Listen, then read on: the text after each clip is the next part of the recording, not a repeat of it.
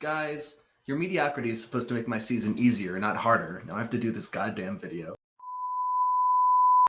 Alright guys, I'm gonna just go ahead and say it.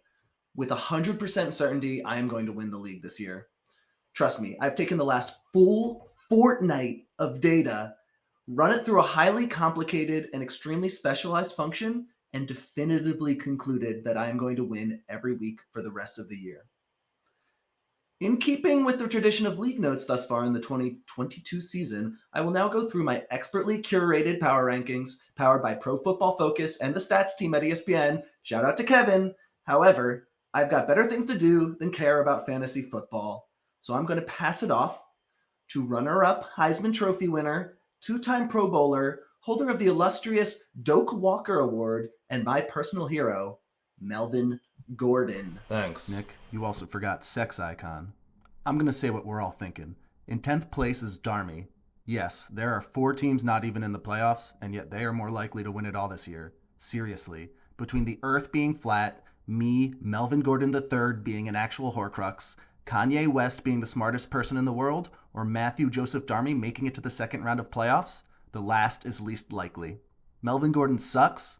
Fuck you, Matt. I'm out of here.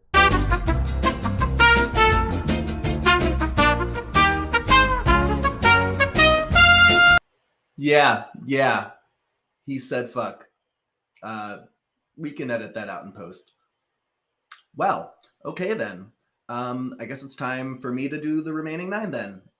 For our tier list, in lieu of going overly into discussion about why I ranked each team where it is, because at this point, frankly, it's pretty obvious why each team sits where they do. So I've generated highly accurate renders of what your fantasy team would look like as a real team. I've accomplished this by using a highly advanced technique known as typing your fantasy team name into DALL-E image generation AI. So in 10th place, we had Darmy's Melvin Gordon sucks. God, that's horrifying. In 9th place, we have Guth with Kareem in your Hines. I can't explain it, but this feels right for Guth. In 8th, it's Joe Marlborough for Mike. Look at him. This guy's a goddamn champion. Great vibes. Stellar. At 7th, there's Lipnitz and the runs. You can really see the sense of panic in his fantasy season. Austin slipping into 6th with Slippy Cup. I'd argue that's more of a cup with a straw than a sippy cup, but hey, some people would argue Austin knows about football. For 5th, here's Sean, Najee, and the Jets.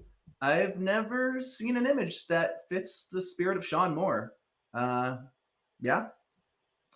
Jeff is coming in hot for 4th with Hoopty Koopty Poop, but his team name violates the terms of service. So instead, here's Hoopty Koopty Jeff instead. Brilliant. And the champ having an unusually off year with only 2nd in the standings and taking 3rd in the power rankings. Chef's got Herbert and Sons. Sure, why not? At 2nd is Bill, having for the first time in recent memory survived a year without self-destructing. Olave Garden, as beautiful as the man himself. And finally, of course, in 1st place is me. I'm going with Born Again McCaffrey as my team name here. Melvin Gordon Rules is really just a temporary countermeasure. Good boy. And with that, we're done. I am so glad there's no chance I have to do this again. Bye.